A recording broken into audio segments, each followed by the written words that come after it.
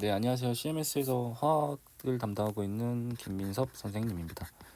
제 이름을 처음 보시는 학생들도 있는데요. 지금 CMS에서 주로 이제 화학을 담당하고 있습니다. 나중에 기회가 되면 선생님 소개는 따로 하도록 하겠습니다.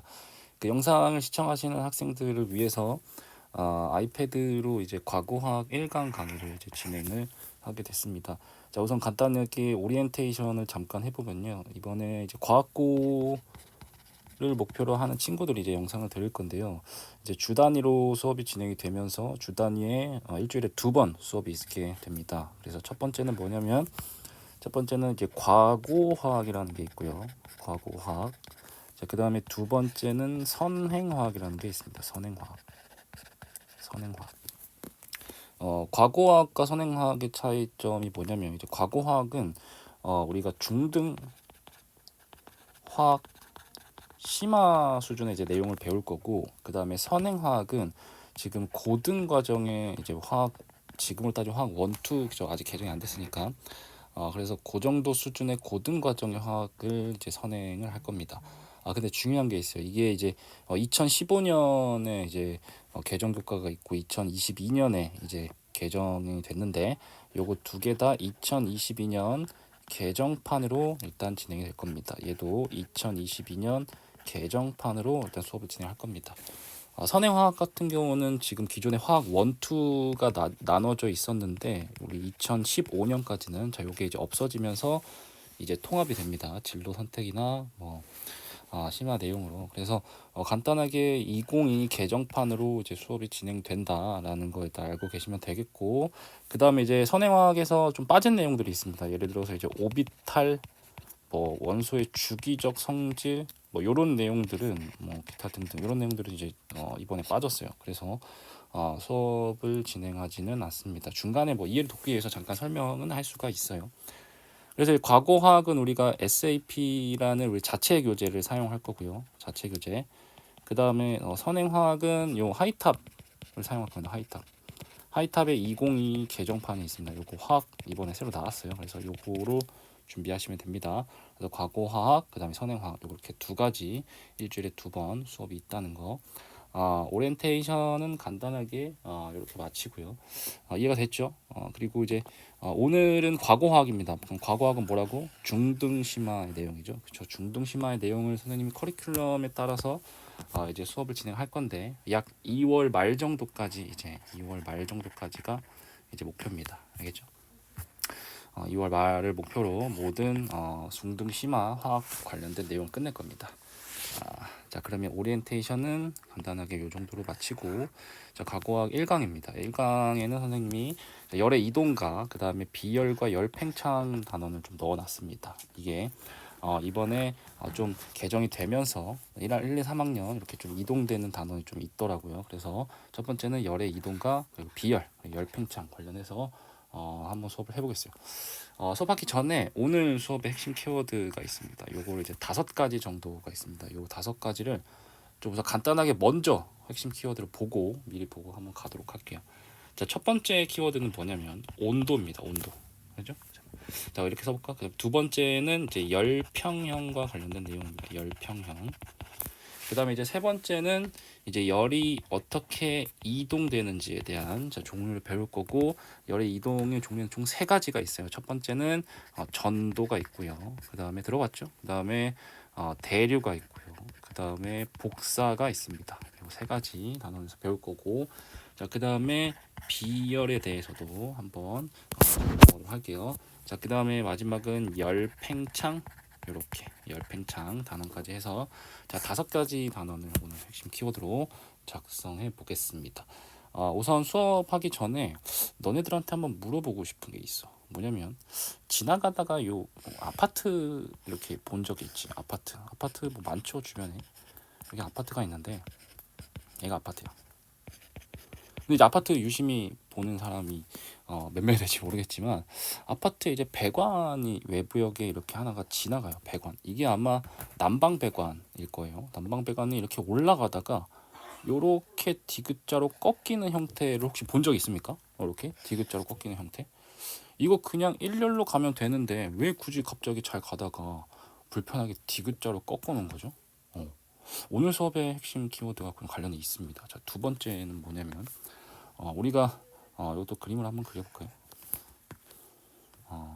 쌤이 그림을 잘 못 그려. 그래서 지금 아이패드도 잘 익숙하지 않아서 너희들이 좀 이해를 해줘야 될 것 같아. 자, 요렇게, 자, 요렇게, 요렇게, 요렇게 하나가 있고, 자, 여기다가 자, 요렇게 하나를 그려볼게요. 자, 요렇게 하나 그려볼게요. 자, 이게 뭐냐 이게 이거 이게 다리미야 다리미. 다리미가 좀 이상하긴 한데 요 다리미가 보통 이제 사용할 때 온도 조절을 할 수 있거든요. 이제 온도 조절을 할 수 있는데 온도를 한번 설정해 놓으면 이게 이제 무한하게 증가하지 않고 요거 계속 유지가 됩니다. 이 원리가 뭐죠? 그게 이제 오늘 열과 관련된 내용입니다. 그래서 오늘 수업에 들으시면 이 내용의 이제 비밀을 그 다음에 온도 조절에 대한 비밀을 풀 수 있을 것 같아요.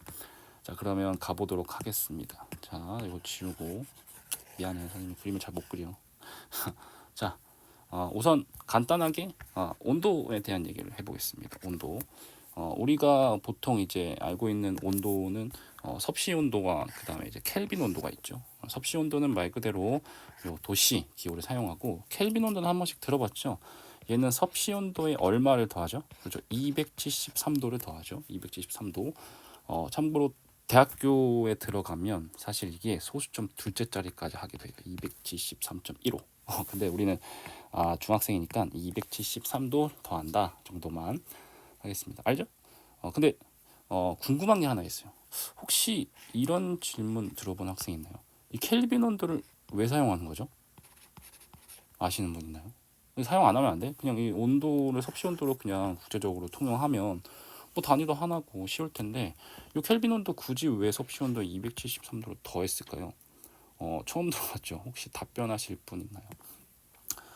쌤이 이제 결론부터 말씀드리면 우리가 지금 예를 들어서 물의 어는 점이 몇 도죠? 물의 어는 점은 그죠 0도씨죠, 그죠? 물에 이제 끓는 점은 몇 도죠? 끓는 점은 한 100도씨 정도 되는 거죠. 근데 이 조건이 뭐냐면 어디에서? 그죠? 지구에서 우리가 쓰는 온도잖아. 근데 이제 생각해 보니까 과학자들이 지구에서뿐만 아니라 자, 우주 전체에서 통하는 전부 다 통하는 뭔가 기준을 하나 만들고 싶었어요. 그 기준이 뭐냐면 우주 전체에서 모든 원자들의 움직임이 0인 겁니다. 움직임이 아예 없는 걸 기준으로 한번 실험을 해보고 싶어서 그랬더니 온도가 몇 도씨였냐? 이게 마이너스 273도씨였다는 거. 그래서 이 기준을 우리가 우주에서는 0K라고 정하고 그래서 켈빈 온도를 이제 사용한 겁니다. 알겠죠? 자, 처음 들어봤죠? 자, 그래서 섭씨 온도와 이제 켈빈 온도는 각각의 사용한 이유는 자, 그냥 듣고 흘리셔도 됩니다. 자, 그 다음에 하나 더 화씨 온도 할게요. 요건 크게 뭐 중요한 내용은 아니지만 요것도 한번 봤죠? 화씨 온도 이렇게 써볼까요? 자, 섭씨 온도에 저 곱하기 얼마를 하시냐면 1.8을 하면 1.8. 그럼 1.8이 분수로 나타내면 얼마냐? 그죠? 5분의 9죠. 자, 이렇게 한 다음에 그 다음에 이제 32도를 더합니다. 이게 화씨 온도를 쓰는 겁니다. 근데 우리한테 중요한 건 켈빈과 섭씨가 좀 더 중요하다라는 겁니다. 자, 그다음에 이 온도와 관련해서 우리가 아주 상식적으로 알고 있는 입자 운동을 한번 배워보도록 할게요. 당연히 온도가 높으면 입자 운동은 어때요? 그렇죠, 활발해지겠죠, 그렇죠. 자, 지금 고체에서 액체로 가면 입자 운동이 그죠 활발해지고 온도를 올린 거겠죠. 마찬가지로 액체에서 기체로 가면 온도를 올렸으니까 입자 운동이 활발해지겠죠. 반대 케이스입니다. 온도를 낮출수록 운동이 둔해지겠죠. 그래서 자, 이렇게 찍으시면 됩니다. 고체, 액체, 기체는 다들 한 번쯤 들어봤죠. 대학교 가시면 이제 유체라는 것부터 배웁니다. 고체, 액체, 기체, 유체. 유체는 이제 유체는 액체랑 기체랑 이제 혼합이 된 건데 자, 이런 내용도 있다라는 거. 자, 그냥 이건 걸리셔도 됩니다. 자, 일단 지금 입자의 운동과 이제 온도와 관련 얘기를 해봤어요. 비유를 하자면 이제 춤으로 한번 따져볼게요. 춤 좋아하는 춤 이제 아이돌 유행이잖아, 그죠? 고체는 운동이 별로 없어. 그래서 얘는 뭔가 이제 우아한 왈츠를 추는 느낌. 우아한 왈츠. 거의 이제 동선이 별로 없잖아. 근데 반면에 이제 예를 들어서 반면에 기체는 뭐냐면 기체는 뭐 완전히 템포가 빠른 뭔가 힙합 힙합 이런 게 되겠죠, 그죠? 비유하자면 이런 거고, 되겠죠. 자, 농담을 하고 넘어갑시다. 자, 그 다음에 두 번째는 열평입니다. 혹시 이거 착각할 수 있으니까 지울게요. 그냥 비유한 거야. 자, 열평형. 자, 열평형이라는 말은 들어봤죠. 그냥 그대로 해석해볼까? 그냥 열이 평형이 된다. 끝. 이게 열평형이야. 근데 이제 뭔가 이제 열적으로 이제 균형을 이뤘다는 뜻 같아요. 보니까. 자, 근데 어떻게 균형을 이뤘나 한번 자세히 살펴봅시다. 자, 우리가 온도는 어떻게 흘러요? 열 에너지 어떻게 흐르죠? 높은 곳에서 낮은 곳으로 흐르는 게 당연한 상식적인 얘기죠.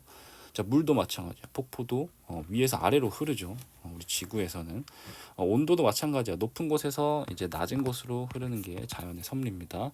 자, 그래서 이 접촉한 두 물체 온도가 서로 다르겠죠. 자, 요게 자 핵심 키워드는 이겁니다. 충분한 시간이에요. 충분한 시간. 오래 놔뒀다 이거야. 그냥 짧게가 아니라 오래 놔뒀다. 충분한 시간 이후에 온도가 전부 다 같아지는 상태. 이걸 우리가 세 글자로 그렇죠. 열평형. 온도가 같아진 거예요. 밑에 이제 그래프를 우리가 한번 직접 그려봐서 열평형을 이해해 봅시다. 자, 이제 x축을 선생님이 시간이라고 할게요. 시간. 자, 그다음에 y축을 온도로 할게요. 온도. 하나 이렇게 그려보시고, 어이 미안하다. 하나는 이렇게 그려보시고, 어이. 야, 이거 그래프리가 이렇게 그려보시고 됐죠? 좋다. 자, 하나는 자 이렇게 한번 그려보시고 이제 뭔가 같아졌죠. 자, 하시면은 두 번 질문합니다. 둘 중에 뭐가 뜨거운 물인가요? 그렇죠. 이게 뜨거운 물이겠죠. 그렇죠. 뜨거운 물. 둘 중에 뭐가 차가운 물인가요? 그렇죠. 이게 차가운 물이겠죠. 두 개 만나면 충분한 시간 이후에 어때요? 온도가 같아졌죠. 그렇죠. 그때를 우리가 열평형 상태라고 부릅니다. 열평형. 이 정도는 이제 해석할 수 있어야 돼. 그래서 열평형일 때 온도가 있겠죠. 그렇죠. 이제 뜨거운 것과 차가운 것 만난 그 평형일 때 온도가 여기가 온도가 T가 있겠죠. 그래서 자주 출제되는 열평형과 관련된 예시가 있어요. 한 세 가지 정도만 한번 찾아볼게요. 보통 이런 내용이 나오면 보통 키워드를 잘 잡고 열평형과 관련된 내용입니다. 자, 두 물체가 접촉했어요. 그래서 자, 이게 충분한 시간 이런 단어 줄 거야. 충분한 시간. 충분한 시간이 흐른 후에 온도가 같아졌다. 자, 이거 얘들아, 너희들 온도 잴 때 뭘 사용해? 그렇죠. 온도계 사용하죠. 온도계. 온도계는 처음에 이제 각 자체 온도계마다 온도가 있는데 우리 신체에 되면 이제 우리 신체에도 온도가 있겠죠. 그게 이제 충분한 시간이 지나면 온도계와 우리 사람의 몸과의 온도가 그죠 같아지겠죠. 그 원리를 이용한 게 자, 온도계를 할 수 있겠고, 자, 두 번째, 자, 찬물을 넣으면 온도가 같아진다. 우리 여름에 우리 부모님들이랑 이제 계곡으로 여행을 가면 그 부모님들이 가장 먼저 하시는 일이 뭔지 아니? 가장 먼저 그 계곡물이 엄청 차잖아, 그죠? 계곡물 찬물인데 여기다가 과일을 넣는 거야, 과일, 그죠? 과일을 넣게 되면 이제 시원한 과일이 생기죠. 그것도 마찬가지로 계곡물, 차가운 계곡물과 열평형 상태 온도가 같아졌다는 걸 의미하는 겁니다. 보통 이제 수박 이런 거 많이 먹죠. 수박 먹고 싶다. 자, 어쨌든 자, 그리고 세 번째는 이겁니다. 냉장고. 냉장고도 한번 생각해 볼래요? 냉장고 내부에 공기가 있는데 이것도 마찬가지로 충분한 시간이 지나면 그쵸? 차가워질 거 아니야. 그죠? 이것도 마찬가지로 열평형과 관련된 내용이라고 할 수가 있겠다. 자, 간단하게 열평형까지 찾아봤고요. 그 다음 페이지로 넘어갈게요. 자, 열의 이동 요거 한 번씩 우리가 이제 들어봤죠. 이번에 열의 이동이 2022 개정에서 1학년 과정에 이제 다시 옮겨져 왔더라고. 원래 어디 썼더라 하면 잘 기억은 안 나는데 어쨌든 지금 1학년 과정에서 열의 이동 파트가 나오더라고. 조금 헷갈릴 수 있는 부분들이 있는데요. 요거 이제 다시 한번 쌤이랑 같이 정리해 봅시다. 열의 이동에는 아까 세 가지 종류가 있다고 했죠. 그렇죠? 전도와 대류 그리고 복사가 있습니다. 전도는 영어로 뭐냐? 전도는 컨덕션이라고 합니다. 컨덕션. 대류는 컨벡션이라고 합니다. 복사는 뭔가 이제 라디에이션. 자, 요거는 뭐 크게 중요하지 않고, 자, 한번 차이점을 한번 이해해 봅시다. 첫 번째는 뭔가 전도야. 뭔가 이제 물질이 실제로 이렇게 접촉하는 면이 있어요. 그죠? 그다음에 두 번째는 대류인데요. 뭔가 이렇게 어떠한 입자를 통해서 순환되는 뭔가 느낌이야. 그 다음에 복사는 그림이 어떻게 되냐면 중간에 뭔가 열을 전달할 수 있는 뭔가 입자나 매개체가 있냐? 그렇죠? 이건 없어요. 중간에 그냥 이제 바로 느낄 수 있는 겁니다. 이게 복사라고 합니다. 자, 이걸 조금 더 이론적으로 한번 살펴볼게요. 자, 이웃한 입자의 차례대로 열을 전달한다. 이걸 전도라고 쓰시면 됩니다. 전도. 두 번째는 입자가 직접 이동한다. 직접 이동해서 열을 전달하는 형태. 이걸 우리가 대류라고 하죠. 아니, 자, 대류. 입자가 있어야 돼. 중간에 매개체가 있어야 된다. 그 다음에 아무런 도움 없이, 매개체 없이 직접적으로 열을 전달하는 게 복사입니다. 복사. 그래서 이웃한 입자의 차례대로 열을 전달한다. 이거는 이제 전도. 차례대로 입자가 전달된다. 열이. 그다음에 입자가 직접 이동해서 열을 전달한다. 그 다음에 아무런 도움 없이 어떠한 열 전달 매개체 없이 직접적으로 열을 전달할 수 있는 걸 복사라고 하는데, 혹시 이게 이해가 잘 되냐? 그죠? 이해가 잘 안 되죠?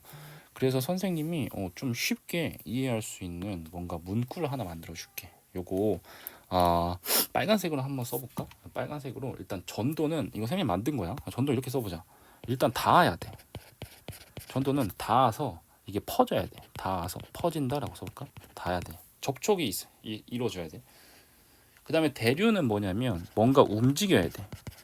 자, 움직이면 뭔가 그냥 움직이면 안 되고 움직이면 흘러야 돼. 흐른다. 뭔가 입자가. 그 다음에 이제 복사는요 이렇게 써보자. 멀리서도 어떠한 매개체 없이 그냥 느껴진다라고 써볼까요? 멀리서도 그냥 느껴진다. 이렇게 한번 설명을 해보고 싶어. 닿아서 퍼지려면 이게 전도고요. 뭔가 입자가 움직이면서 흐르면서 열을 전달해야 돼. 그러면 대류. 멀리서도 그냥 느껴진다. 이거는 복사라고 우리가 이해해 봅시다. 자, 그럼 이해가 됐죠? 그러면 연습 문제 1번 총 10문제 정도가 있네요. 이거 영상 시청하시는 분들은 영상 잠깐 멈추고 다시 영상을 플레이 하시면 되겠습니다. 한번 풀어볼래? 자, 지금부터 시작. 다 풀었니? 반드시 한 10문제 풀어보고 쌤이랑 같이 맞춰보는 거야. 자, 일단 전도, 대류, 복사 각각의 특징을 빨간색으로 정리했고, 자, 이제 적용시켜 봅시다. 자, 일단 끓는 냄비에 손잡이를 만졌어. 그죠? 접촉했죠? 그러면 전도겠네. 전도. 접촉했잖아. 자, 두 번째, 햇볕 아래 서 있어. 그냥 서 있는 거야. 따뜻함이 느껴져. 근데 멀리서도 그냥 느껴지는 거야. 그렇죠? 이건 복사라고 하는 거야. 자, 그 다음에 에어컨을 틀었더니 방 전체가 시원했다. 이 에어컨의 공기가 내부에서 이제 순환되는 거잖아. 입자가 움직이면서 흐르면서 이제 시원해진 거잖아. 그래서 이걸 우리가 대류라고 하는 거고. 자, 뜨거운 국에 국자를 넣었다. 이거 접촉한 거죠. 손잡이까지 뜨거워졌다. 접촉이니까 무조건 접촉은 전도입니다. 전도. 자, 그 다음에 화로 옆에 손을 가까이 하면 따뜻하다. 자, 이거 손 접촉했습니까? 안 했죠. 전도는 아니겠네요. 자, 그 다음에 뭔가 입자가 흐려요? 아니죠. 이거 그냥 멀리서도 따뜻해진 거야. 그래서 이거를 우리가 복사라고 합니다. 그 다음에 이제 냉장고 속 음식 공기가 같은 온도가 된다. 냉장고 내부의 공기가 순환이 되면서 열평형이 일어나는 거죠. 그래서 자, 이걸 대류라고 합니다. 대류. 자, 커피잔에 손을 댔죠. 손을 댔죠. 접촉했죠. 그러면 전도고요. 전도. 이러니까 이해가 되지. 자, 그 다음에 태양의 에너지. 태양 에너지로 낮 동안 지구의 기온이 올라간다. 이거는 복사입니다. 얘들아, 근데 그 꿀팁을 하나 주자면 요거 태양 있죠. 햇볕 이런 키워드 나오면, 그리고 이제 뭐 태양 에너지 이런 거 나오잖아. 그다음에 뭐 불 이런 거 나오잖아. 그러면 거의 복사일 가능성이 높아요. 그래서 복사일 가능성이 높으니까 저희 확률적으로 한번 생각해 보시고. 자, 그 다음에 뜨거운 공기가 위로 올라가서 여기 당연히 입자가 움직였죠. 그러면 대류겠네요. 대류. 자, 금속 끝에 가열했어요. 그죠? 반대쪽 끝에 촌동이 먼저 떨어졌다. 가열했다. 그죠? 접촉한 거잖아. 이걸 전도라고 합니다. 전도. 10번은 이런 거 똑같네요. 금속 끝이 이렇게 접촉을 한 거잖아. 그죠? 금속 막대기에. 자, 이래서 열이 이동되는 현상을 우리가 전도라고 합니다.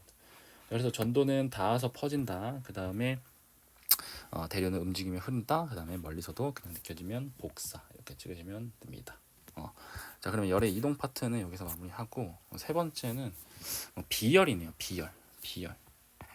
비열은 한 번쯤 혹시 들어봤나요? 비열이 뭐죠? 비열. 근데 비열의 비자가 뭐냐? 이 열은 알겠어. 근데 이 비자가 뭔지 아냐? 이게 일단 비율이란 뜻이거든. 비율. 근데 이제 상대적 비율을 의미하는 거야. 이게 그 물질마다 열을 올릴 수 있는 상대적 비율을, 그러니까 비열이라고 합니다. 그래서 비열의 정의는 이렇게 한번 써볼래? 실제로 우리가 지금 써보자. 자, 어떤 물질 이렇게 써보세요. 어떤 물질. 자, 1kg을 어떤 물질 1kg을 1도씨 올리는데 어떤 물질 1kg을 1도씨에 올리는데 필요한 열량이라고 합니다. 열량. 자, 보통 이제 하이탑 교재에 이렇게 정의가 돼 있습니다. 그런데 선생님은 한 가지 더 조건을 추가할게. 이거는 한 90%만 정확한 표현이고 조건이 하나 있어요. 1도씨 올리는데 조건은 상태 변화가 없어야 됩니다. 그래서 상태 변화 없이 1도씨 올리는데 필요한 열량이 정확한 비열의 100% 정의라고 할 수 있겠습니다. 이 상태 변화 없이와 관련된 비열의 내용은요. 뒤에 가면 뭐 고등 선행화학 가면 이제 액체 파트에서 얼음의 가열 곡선 뭐 이런 거 할 때 또 나올 거고, 중등화학 심화에서는 그쵸 물질의 상태 변화 그래프 많이 나오잖아, 그죠? 자, 여기서 이제 비열을 많이 나옵니다. 근데 비열은 상태 변화가 반드시 없어야 돼. 그게 일단 비열에 대한 정의고, 자 그리고 여기 밑에 빈칸을 한번 채워봅시다. 자, 첫 번째는 뭔지 모르겠지만, 자, 온도 차이에 의해서 이동하는 열의 양, 이걸 두 글자로 열량이라고 합니다. 열량. 오케이? 이게 열량이야. 열량의 단위는 보통 뭘 쓰죠? 열량 단위는 보통 킬로칼로리, 칼로리 이런 걸 많이 씁니다. 요거 우리가 말 나온 김에 1kcal가 몇 칼로리냐? 1000칼로리죠. 1000칼로리. 단위 환산 정도는 할 수 있어야 돼. 자, 비열이 두 번째죠. 자, 비열 어떤 물질 1kg의 온도를 1도씨 올리는 데 필요한 열량. 근데 뭐 없이? 그렇죠. 상태 변화 없이. 이렇게 쓰고 싶네요. 자, 밑에 몇 가지 다양한 물질들의 비열이 나와 있네요. 이거 말 그대로 한번 해석해 볼까? 그냥 두 개만 비교해 보자. 자, 구리랑 그 다음에 이제 물 이렇게 비교해 보자. 자, 구리의 비열은 0.09야. 그 다음에 물은 1이야. 근데 이거 숫자를 한번 해석해 보자고.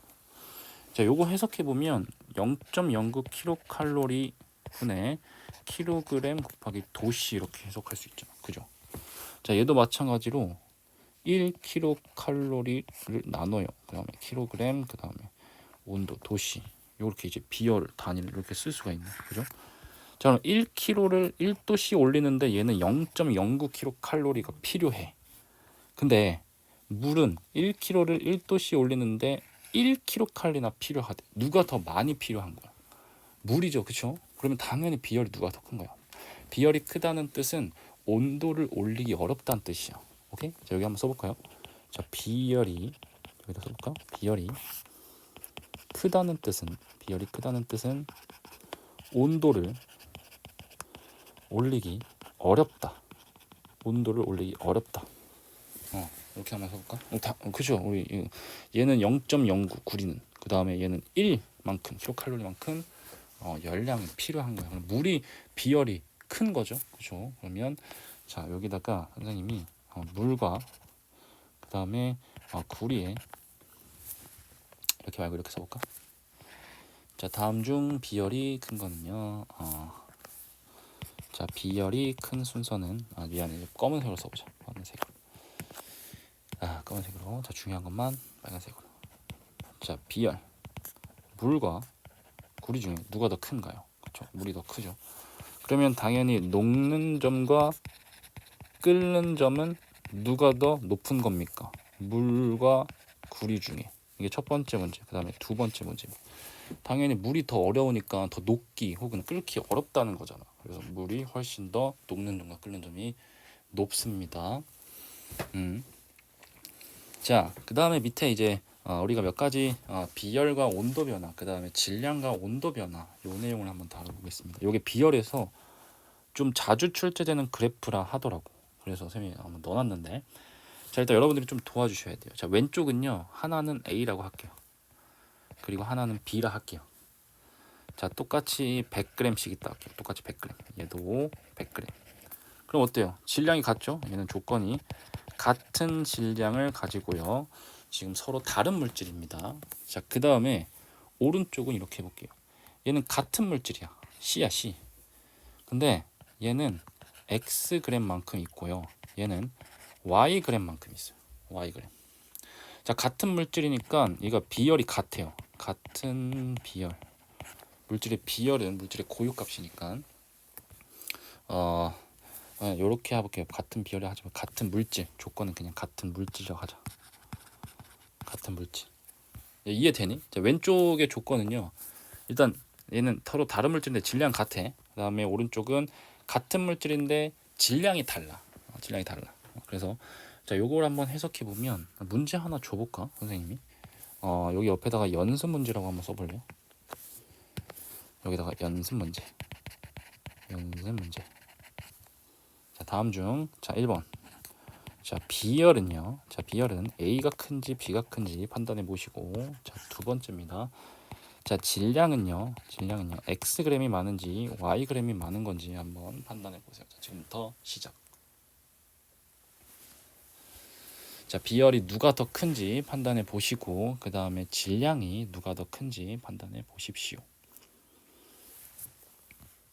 자, 일단 선생님 볼까요? 자, 질량이 같은 질량에서 서로 다른 물질이야. 그러면 원래 기존에 온도가 있었어. 그죠? 기존에 온도가 있었는데, 자, B는 온도를 이만큼 올릴 수 있어. 근데 A는 이만큼이나 올렸죠.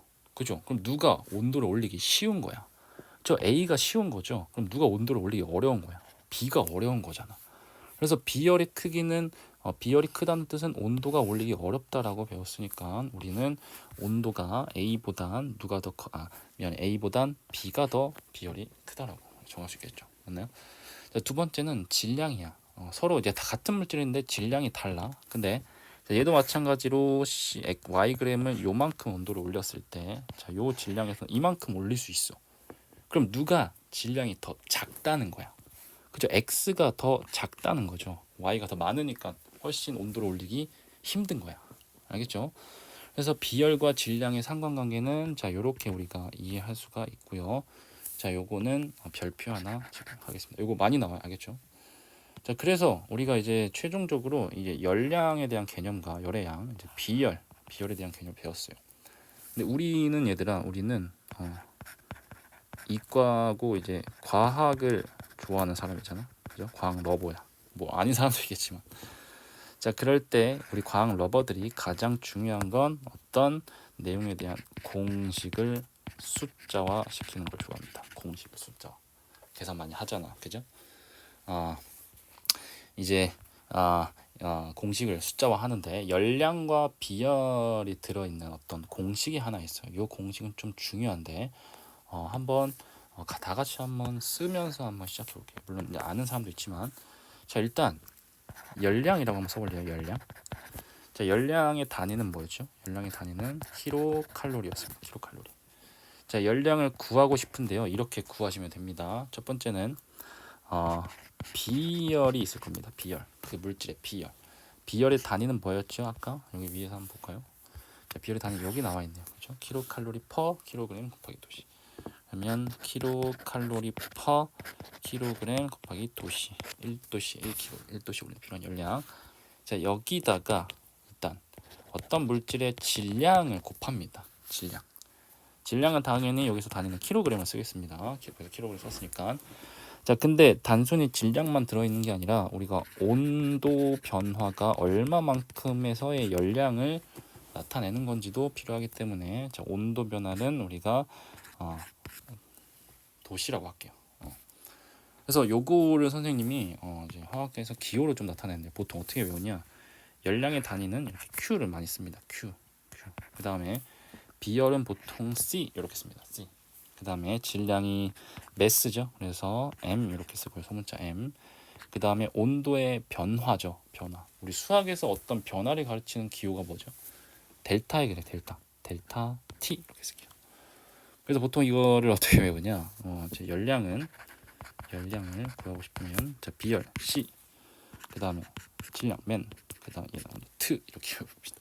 자, 시멘트 이런 걸 세 개를 곱하면 이제 열량이 나온다. 이렇게 해서 Q는 시멘트 이렇게 해서 외워봅시다. 자, 그럼 실제로 구해볼까요? 자, 연습 문제 2번에 한 3문제 정도가 있네요. 그죠? 3문제. 자, 요거 본인이 한번 지금부터 풀어보십시오. 풀어보고 자, 다시 영상을 시청하시면 되겠습니다. 자, 지금부터 시작.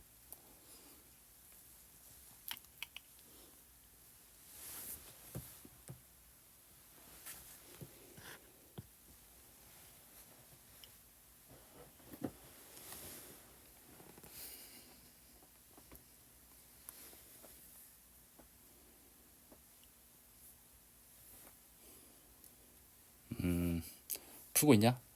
풀어야 돼. 반드시 1, 2, 3번 다 풀어보고 본인이 풀어보시고 이제 영상을 시청하셔야 돼요. 다 보고 있어.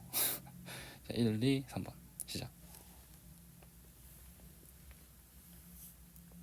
자, 그럼 다 풀었죠? 자, 그럼 다시 이제 영상을 스타트하고 1번부터 풀어보도록 하겠습니다.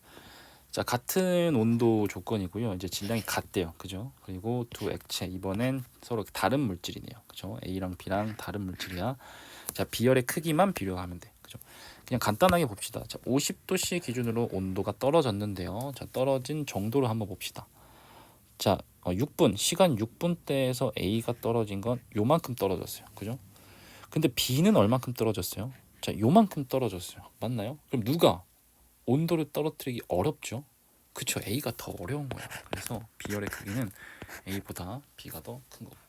이해돼? 자, 그 다음에 두 번째. 자, 그림은 질량이 다른 두 불 A, E와 F. 얘는 같은 물질이야. 같은 물질인데 서로 질량이 다르대. 자, 아까 2번 케이스죠. 자, 온도도 같고요. 같은 힘으로 가열을 했다고 하자. 자, 시간에 따른 온도 변화를 그래프 나타낸 것이다. 자, E와 F의 질량의 비를 한번 그려봅시다. 자, 일단 질량비가 정수로 떨어질 수 있는 건 요 4분대가 가장 편하겠네요. 그죠? 자, 일단 10도씨 기준으로 봅시다. 둘 다 출발선상이 똑같아. 10도씨 기준으로. 자, 근데 E는 지금 30도씨만큼 올라간 거죠. 그렇죠? 20도씨만큼 올라간 거네. 맞지? 그 다음에 F는 이렇게 좀 더 이렇게 어려울까요? 자, F는 요만큼 올라간 거네요. 맞나요? 그죠? 4분의. 자, 그러면 얘는 10도씨에서 40도씨만큼, 그죠? 30도씨만큼 올라간 거잖아. 맞나요? 그럼 당연히 질량의 B가 2대 F는 20도씨고 얘는 30도씨니까 2대 3이죠. 라고 낚이게끔 낸 거야. 쌤 설명이 방금 좀 그럴듯하지 않았냐? 자, 지금 E가 20도씨 올랐고 F가 30도씨 올랐으니까 질량의 B는 한 2대 3 그냥 그대로 따라가면 되네. 질량과 온도는 비례하겠네.가 절대 아닙니다. 자, 생각해봐.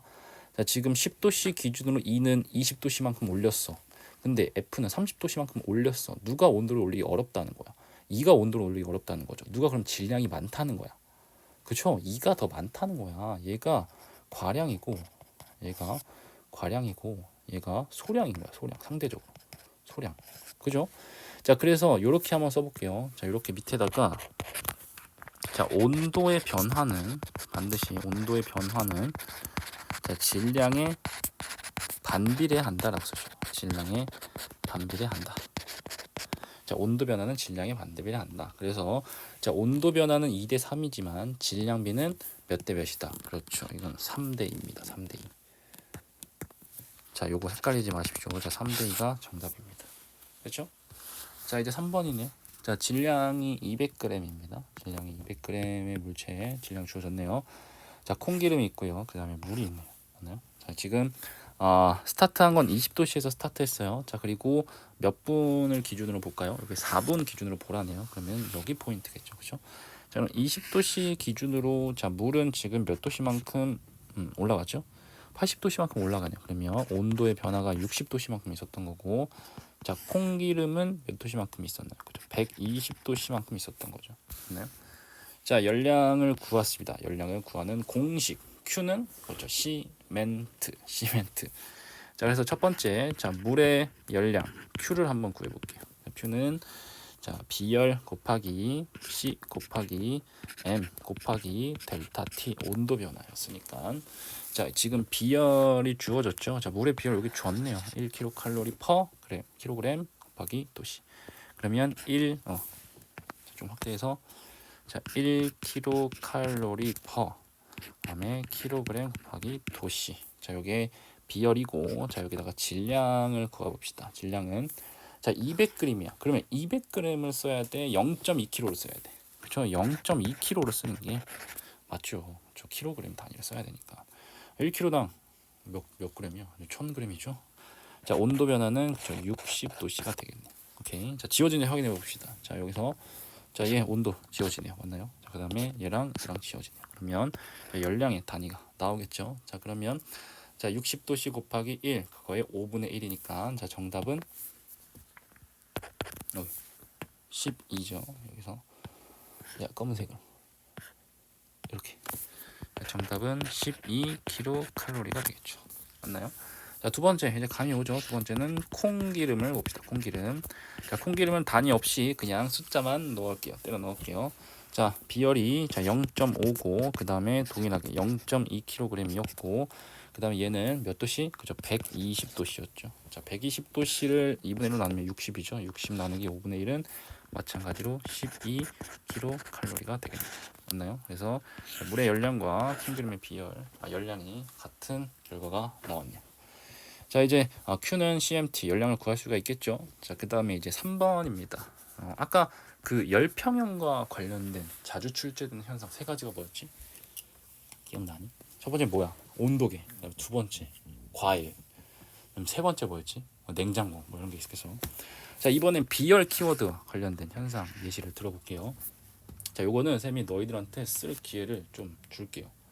그래서 쌤이랑 같이 한번 써봅시다. 자, 첫 번째는 이렇게 한번 써볼까? 자, 여름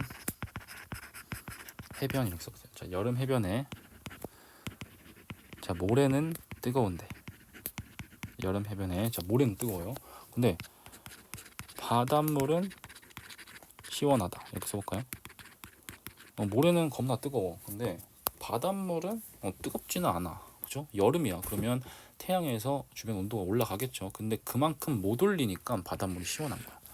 그러면 여기서 알 수 있는 건 우리가 비열의 크기를 볼까요? 자, 비열은 당연히 바닷물이 큰 겁니까? 아니면 모래가 더 큰 겁니까? 그죠? 얘가 더 큰 거죠. 온도를 올리기 어려운 게. 자, 그리고 두 번째는 한번 이렇게 써볼까요? 해안 지방이 내륙 지방보다 해안 지방이 내륙 지방보다 일교차가 뭐죠? 하루에 이제 낮과 밤의 온도차죠. 일교차가 더 작다. 자, 온도 차이는 해안 지방이 내륙 지방보다 더 작다는 거야. 그죠? 바다가 육지보다 일교차가 더 작다고. 당연히 바닷물이 온도를 올리기 어려우니까. 그래서 여기도 마찬가지로 자, 비열의 크기는 자, 내륙과 해안을 비교했을 때 어디가 크다? 그죠? 해안이 더 큰 거야. 물이니까. 그죠? 자, 그 다음에 3번 한번 볼까요? 3번은 자, 바다는 지구의 급격한 온도 변화를 막아준다. 바닷물이 없었다면 그쵸, 온도가 확 올라가겠죠. 왜냐? 물은 비열이 큰 거니까. 물이 없다면 온도를 올리기 쉬운 물질들만 있다는 뜻이야. 그죠? 자, 그러면 온도 변화가 급격하게 일어나겠죠. 맞나요? 자, 그 다음에 네 번째는 이렇게 한번 이해해보자. 네 번째 사람의 몸 체온은 사람의 몸의 체온은 자, 급격하게 변한다. 급격하게 변하지 않는다. 급격하게 변하지 않는다. 얘들아, 인간은 주로 뭘로 구성되어 있냐? 물로 이루어져. 우리는 자, 물이 만약에 비열이 작았다면 온도를 올리기 겁나 쉬웠을 거야. 즉 우리 열이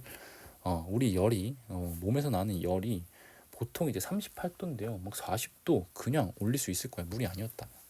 근데 비열이 큰 물이 많기 때문에 그만큼 온도를 올리기 어려워서 급격하게 온도를 변하지 않게 해주는 거죠. 보통 이제 한 38도씨 정도 보통 정상이죠. 상온에서. 자, 그 다음에 자, 마지막은 이런 표현. 자, 물은 찜질팩이나 보일러에 많이 사용된다. 자, 그럼 역으로 이 찜질팩과 보일러에 들어가야 되는 액체는 어떤 특징이 있어야 돼? 그죠? 많이 사용되려면 역으로 온도가 쉽게 떨어지지 않아야 돼. 온도가 쉽게 떨어지면 효율이 없겠죠. 자, 찜질팩을 뭐 물이 아닌 다른 물질 넣었어.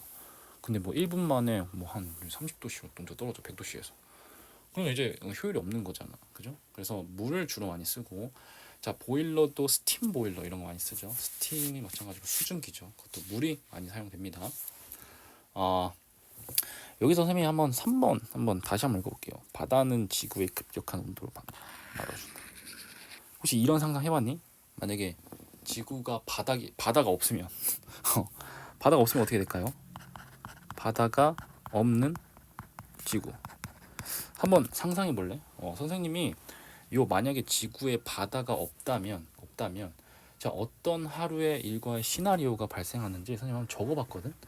이게 바다가 없는 지구일 때, 자 선생님이 가상 시나리오를 하나 써봤는데, 자 요거 그냥 한번 들어볼래요? 자 이거 외울 필요는 없습니다.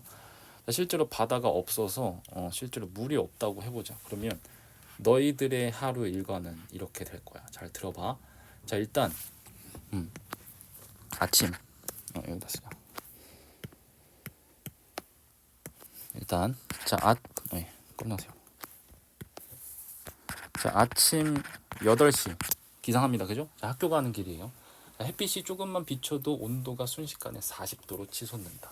왜냐하면 이 세상은 비열이 작은 물질로만 덮여 있기 때문이다. 열은 조금만 받아도 바로 뜨거워지기 때문이다. 친구들이 야 오늘은 계란 프라이 도시락 싸우면 그냥 길바닥에 구워 먹겠다 하고 농담을 한다. 여기 아침 8시야. 그 다음에 이제 점심시간이 돼버려. 점심시간. 너희들의 이제 하루야. 점심시간에 어떻게 되냐. 자, 급식실에서 밥을 먹는데 갑자기 구름이 햇빛을 가리자 온도가 10분 만에 5도로 떨어졌다. 애들이 헐, 방금까지 땀을 줄줄 흘렸는데 이제 바로 패딩을 입어야 돼 하면서 벌벌 떨고 있다. 선생님은 칠판에 비열이 크면 온도 변화가 느리고 비열이 작으면 온도 변화가 빠르다라고 적어주면서 지금 우리가 겪는 게 바로 그거야 라고 설명한다. 재밌죠? 자, 그 다음에 이제 학교에서 이제 나가는 시간 오후 4시 정도일까요? 자, 주로 체육 시간을 한번 가정해 볼게요. 체육 시간. 운동장을 뛰는데 땅이 햇빛을 받아 금방 뜨거워졌다가 바람이 불자 바로 얼음처럼 차가워진다. 애들이 뛰다가 아 뜨거 했다가 아 차가워 하면서 넘어지고 체육 선생님은 이래서 바다가 없는 세상 위험하다. 바다는 비열이 커서 열을 저장하고 천천히 내보내니까 우리가 안정적으로 살 수 있는 거야 라고 말씀하신다. 자, 그 다음에 마지막은 이제 자기 전에 오후 한 9시라고 할게요. 9시. 집에 돌아오니까 온도가 다시 마이너스 20도씨로 떨어졌다. 낮에 뜨거웠던 도시가 이제는 얼음 행성처럼 변했다. 아빠가 바다가 있었다면 낮은 받은 열을 밤에 조금씩 내보내서 이렇게 극단적이지는 않았을 텐데 라고 말씀하신다. 아이는 그제야 깨닫는다. 바다가 지구의 온도 조절 장치였다는 걸. 어때? 이게 실제로 바다가 없을 때 이런 현상이 일어날 수도 있어. 그래서 가상 시나리오를 만들어 봤는데 재밌나요? 노잼이야? 알았어, 미안해. 그래서 우리는 바다의 소중함을 느끼면서 살아야 된다. 왜? 비열이 크니까. 이렇게 해서 비열에 대한 내용은 마무리하고 이제 마지막이네요. 열팽창. 열팽창은 한번 읽어볼게요. 자, 지금 열팽창은 말 그대로 물질이 이제 열을 받으면 그냥 팽창한다는 거야. 그죠? 근데 온도에 따라서 물체의 길이와 부피가 변하는 현상, 이걸 우리가 열팽창이라고 한다. 열팽창. 미안, 다시 써볼까? 다시 예쁘게. 선생님이 지금 감기에 심하게 걸려가지고 지금 목소리가 많이 잘 안 나와. 그래서 여러분들이 좀 이해해 주시면 좋겠어. 자, 열팽창이죠. 자, 이게 열팽창입니다. 온도에 따라서 물질의 입자의 변화에 따라서 물질의 부피가 변하는 현상입니다. 자, 예를 들어서 고체와 액체부터 살펴봅시다. 얘는 좀 비슷해요. 그죠? 자, 지금 열을 받아서 이제 팽창했다고 해봅시다. 그러면 입자 간의 운동이 증가하겠죠. 그렇죠? 그래서 부피는 늘어날 거야. 자, 그런데 온도를 낮춰서 수축시키면 그죠? 운동이 느려지면서 다시 부피가 작아지는 현상이 일어나겠죠. 그래서 오른쪽에는 이렇게 한번 써봅시다. 자, 우리가 온도가 증가하면 저 부피가 열팽창은 증가하게 된다. 그리고 얘는 부피가 감소하게 된다. 부피 감소. 그래서 자, 얘는 입자 운동과 관련해 한번 지어볼게요. 얘는 입자 운동이 증가하죠, 그죠? 그리고 얘는 입자 운동이 감소하게 됩니다. 입자 운동이 감소하는 거. 자, 이제 고체랑 액체를 봤으니까 이제 기체를 한번 봅시다. 기체. 자, 기체 열팽창 속도는 혹시 모두 같다 다르다? 뭘까요? 자, 이거 한번 고민 좀 해볼래요? 자, 고민 좀 해봐. 시작.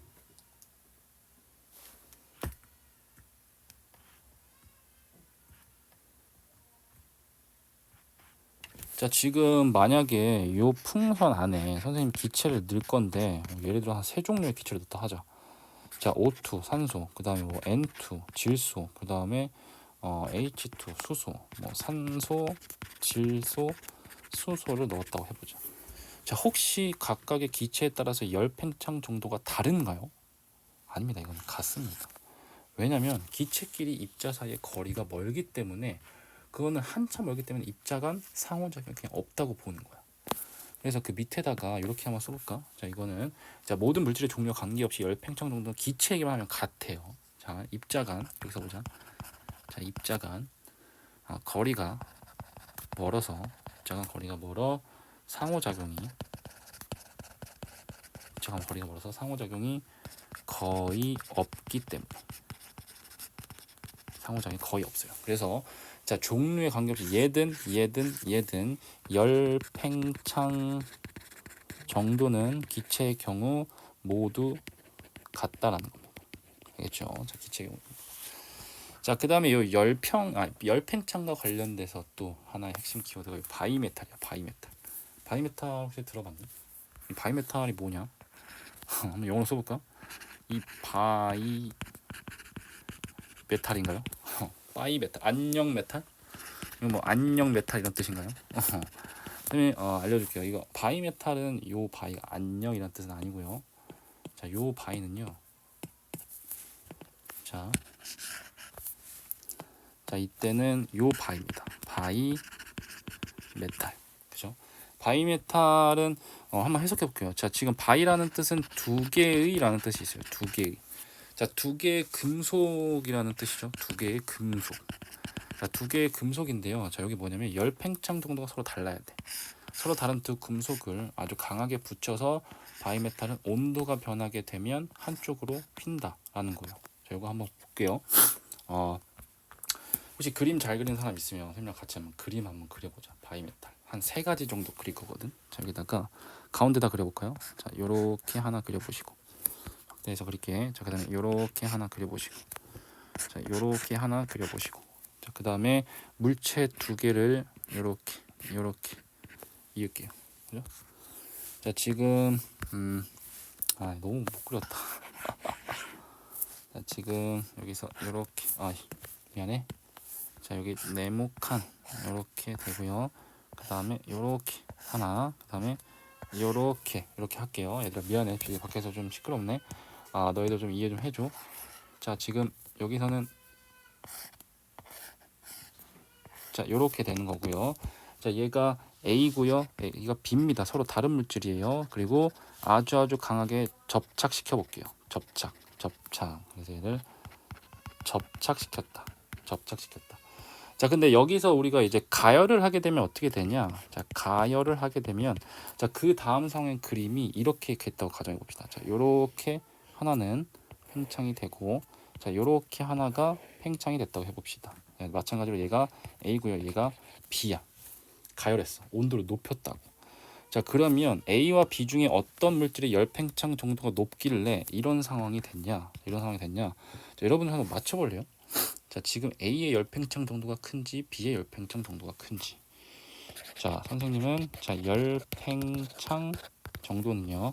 자, A와 B를 비교했을 때요. 자, 얘는 A가 훨씬 큰 겁니다. 보세요. 자, 얘가 늘어나는 정도와 얘가 늘어나는 정도가 달라요. 그죠? 그러면 요만큼 늘어나는 정도와 요만큼 늘어나는 정도가 달라요. 그래서 얘가 따라 올라옵니다. 알겠죠?